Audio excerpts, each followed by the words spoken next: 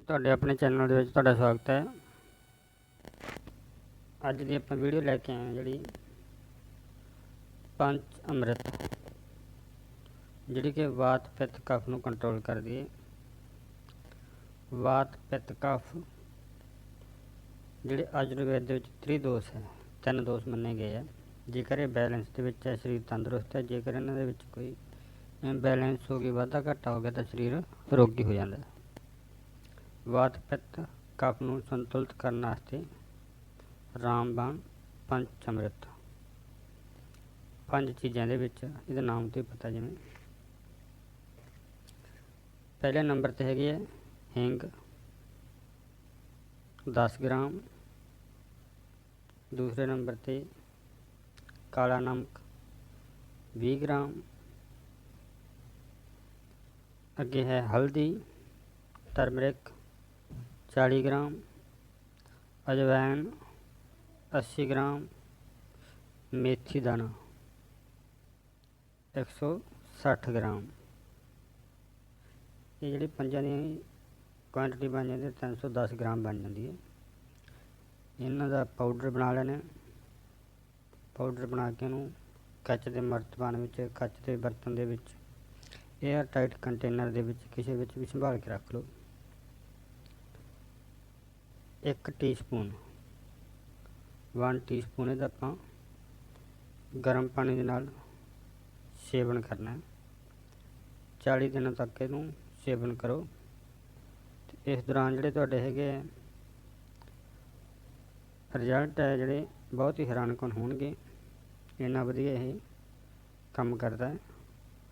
ਪਰਹੇਜ਼ ਇਹਦੇ ਵਿੱਚ ਇਹ ਹੈ ਵੀ ਤੁਸੀਂ ਖੱਟੇ ਪਦਾਰਥ ਨਹੀਂ ਖਾਣੇ, ਤਲੀਆਂ ਹੋਈਆਂ ਚੀਜ਼ਾਂ ਨਹੀਂ ਖਾਣੀਆਂ।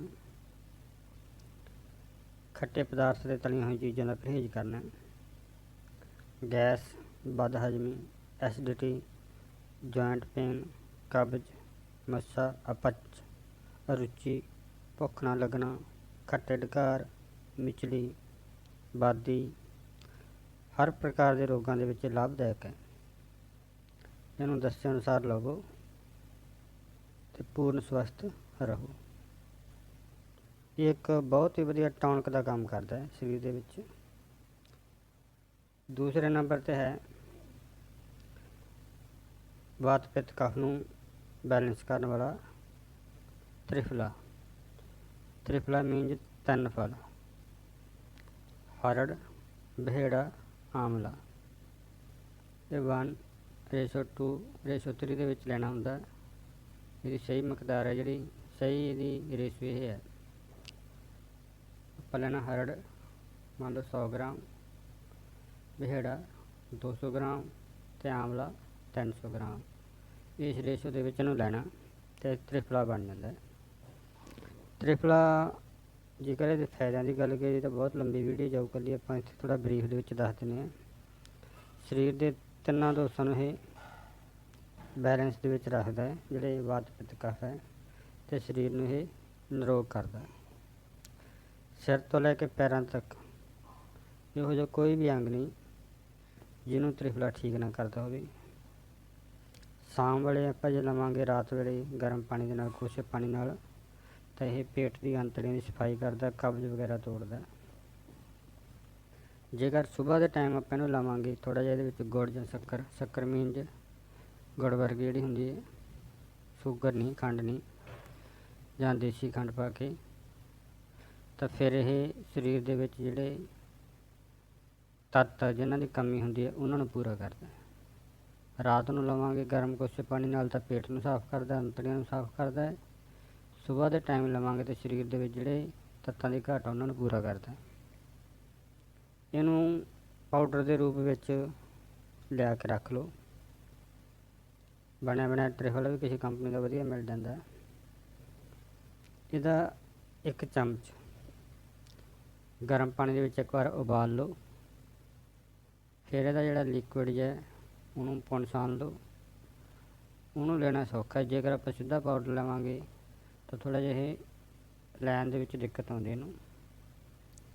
ਸੁਬਾਹ ਦੇ ਟਾਈਮ ਵੀ ਆਈ ਵੀ ਰਾਤ ਨੂੰ ਤੁਸੀਂ ਪੈਣ ਵੇਲੇ 1 ਚਮਚ ਪਾਣੀ ਦੇ ਵਿੱਚ ਉਬਾਲ ਕੇ ਕਿਸੇ ਬਰਤਨ ਦੇ ਵਿੱਚ ਪਾ ਕੇ ਰੱਖ ਦਿਓ। ਸੁਬਾਹ ਉਹਦੇ ਵਿੱਚ ਥੋੜ੍ਹਾ ਜਿਹਾ ਉਹਨੂੰ ਗਰਮ ਕੋਸਾ ਕਰਕੇ ਵਿੱਚ ਉਹਦੇ ਗੁੜ ਜਾਂ ਸ਼ੱਕਰ ਪਾ ਕੇ ਤੁਸੀਂ ਸੇਵਨ ਕਰ ਸਕਦੇ ਹੋ। ਫਾਇਦੇ ਦੇ ਅਨੇਕਾਂ ਹੈ। ਕੋਈ ਇਹੋ ਜਿਹਾ ਸਰੀਰ ਦਾ ਜਿਹੜਾ ਅੰਗ ਨਹੀਂ ਜਿਹੜਾ ਇਹਦੇ ਤੋਂ ਫਾਇਦਾ ਨਾ ਲੈਂਦਾ ਹੋਵੇ। ਤੁਹਾਡੇ ਜਿਹੜੇ ਹੈਗੇ ਸਿਰ ਦੇ ਵਾਲ ਸਫੇਦ ਹੁੰਦੇ ਹੈ, ਟੁੱਟਦੇ ਹੈ, ਝੜਦੇ ਹੈ, ਗੰਜ ਪੈਂਦਾ ਹੈ, ਇਹ ਸਭ ਚੀਜ਼ ਨੂੰ ਠੀਕ ਕਰਦਾ ਹੈ। ਵਾਲ ਬੜੇ ਲੰਬੇ ਅਤੇ ਮੁਲਾਇਮ ਹੋਣਗੇ ਇਹਦੇ ਨਾਲ, ਜਿਹਨੂੰ ਆਪਾਂ ਰੂਟੀਨ ਦੇ ਵਿੱਚ ਵਰਤਾਂਗੇ। ਚਿਹਰੇ 'ਤੇ ਚਮਕ ਲਿਆਉਂਦਾ ਹੈ, ਇਮਿਊਨਿਟੀ ਬੂਸਟਰ ਹੈ, ਇਮਿਊਨਿਟੀ ਵਧਾਉਂਦਾ ਹੈ।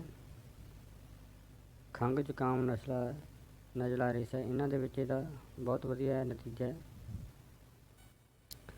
ਖੂਨ ਨੂੰ ਸਾਫ਼ ਕਰਦਾ, ਕੋਲੈਸਟਰੋਲ ਨੂੰ ਘਟਾਉਂਦਾ ਇਹ।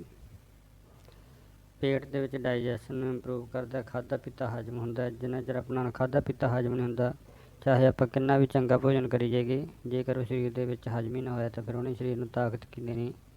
ਇਸ ਕਰਕੇ ਡਾਈਜੈਸ਼ਨ ਨੂੰ ਇਹ ਇੰਪਰੂਵ ਕਰਦਾ ਹੈ, ਕੌਂਸਟੀਪੇਸ਼ਨ ਨੂੰ ਖਤਮ ਕਰਦਾ ਹੈ। ਪੇਟ ਬਿਲਕੁਲ ਸਾਫ਼, ਹਲਕਾ, ਨਰਮ ਰਹਿੰਦਾ। ਦੂਸਰਾ ਨੁਕਤਾ ਹੈਗਾ ਜਿਹੜਾ ਵਾਤ ਪਿੱਤ ਕਫ ਨੂੰ ਬੈਲੈਂਸ ਕਰਨ ਵਾਲਾ, ਉਹ ਹੈ ਹਰੀ ਮੂੰਗੀ ਦੀ ਦਾਲ। ਸਾਬਤ ਮੂੰਗੀ, ਹਰੀ ਸਾਬਤ ਮੂੰਗੀ ਦੀ ਦਾਲ। ਇਹਨੂੰ ਤੁਸੀਂ ਦੇਸੀ ਘਿਓ ਦੇ ਵਿੱਚ ਬਣਾਉਣਾ। ਦੇਸੀ ਘਿਓ ਦੇ ਵਿੱਚ ਬਣਾ ਕੇ, ਕੁੱਕਰ ਦੇ ਵਿੱਚ ਨਹੀਂ ਬਣਾਉਣਾ ਇਹਨੂੰ। ਬੈਸਟ ਤਾਂ ਇਹ ਵੀ ਇਹਨੂੰ ਤੁਸੀਂ ਮਿੱਟੀ ਦੇ ਬਰਤਨ ਦੇ ਵਿੱਚ ਬਣਾਓ ਅਤੇ ਇਹਨੂੰ ਖਾਓ।